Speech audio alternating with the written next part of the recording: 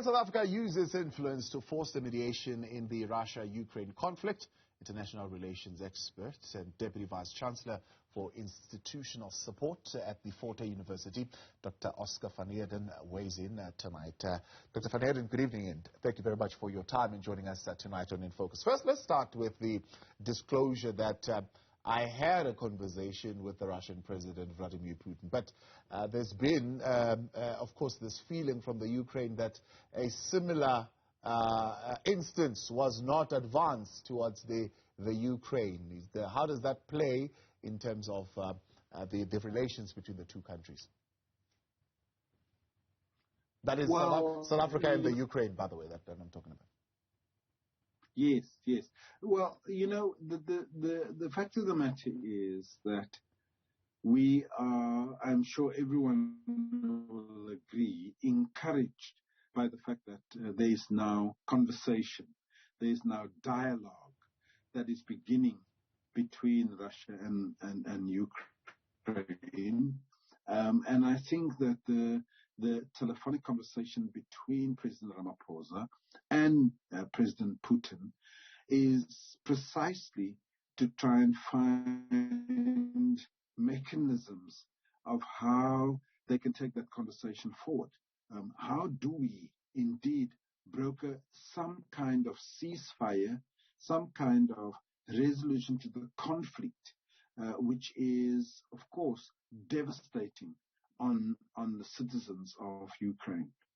Yeah, is the one or seemingly one-sided nature of the reaching out in any way going to hamper that?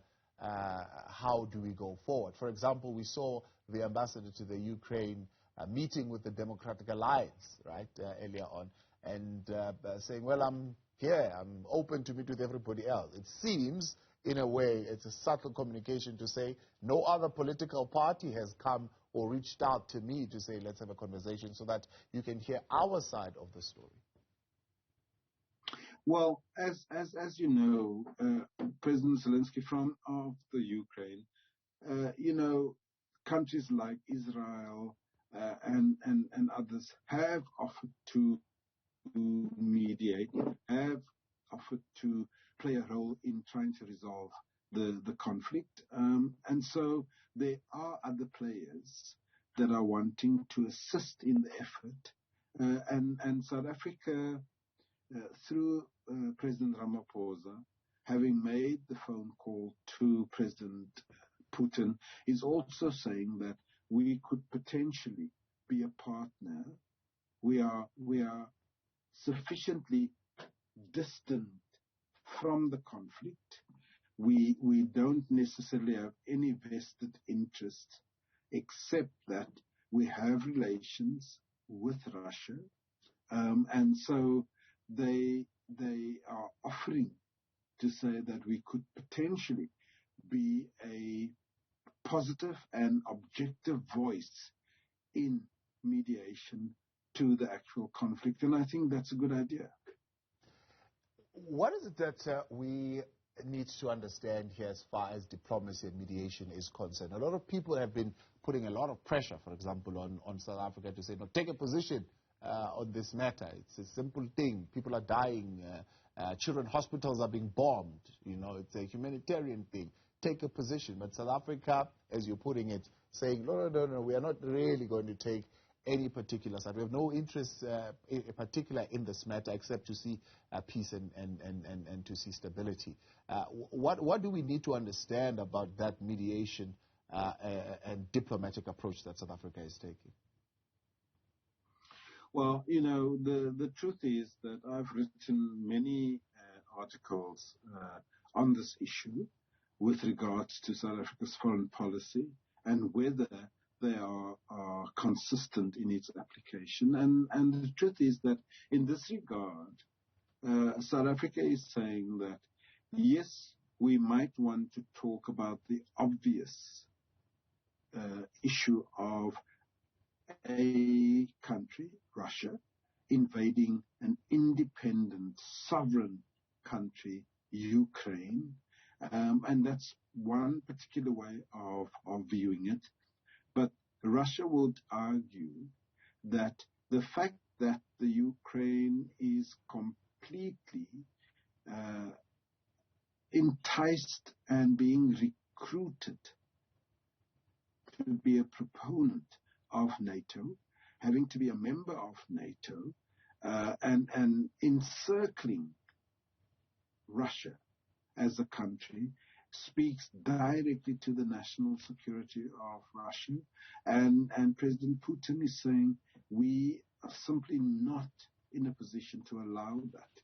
Belarus, Poland, and others have already joined NATO, have already encroached upon the national security of Russia.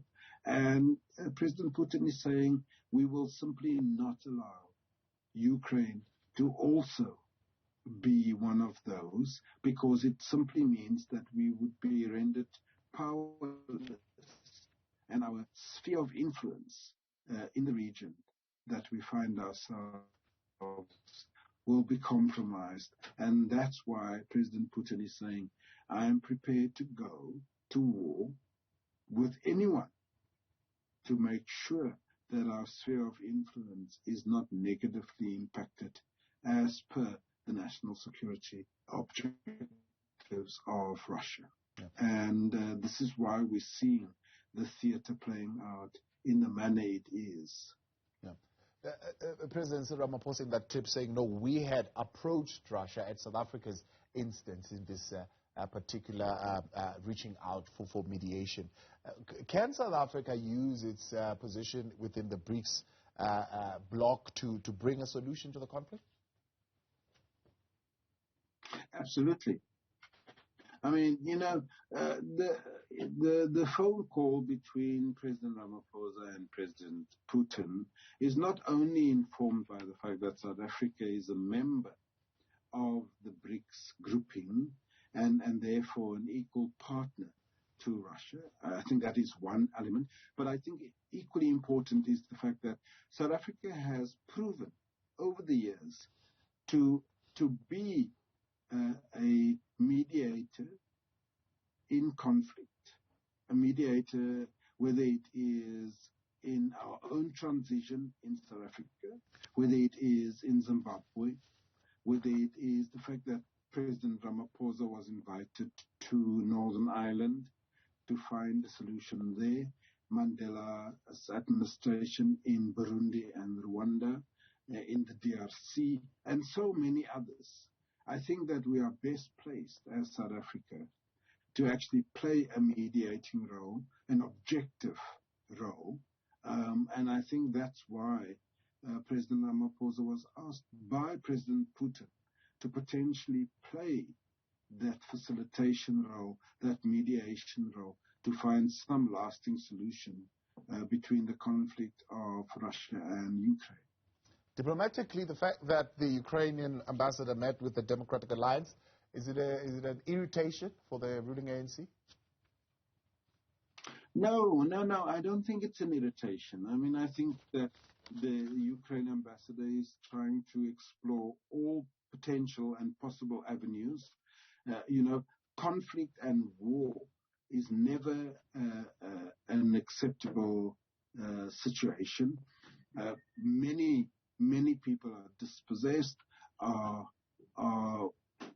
trying to get away from the conflict, and there's a lot of death and so forth. So the fact that the Ukrainian ambassador is trying to explore all potential avenues, whether it's the DA, the ANC, the South African government, and others, it makes sense to try and find a speedy resolution to this conflict. President van Heerden, I appreciate your time. Thank you very much for joining us tonight here on In Focus. International Relations expert and Deputy Vice Chancellor at Fort Hare University, Dr. Oscar van Heerden.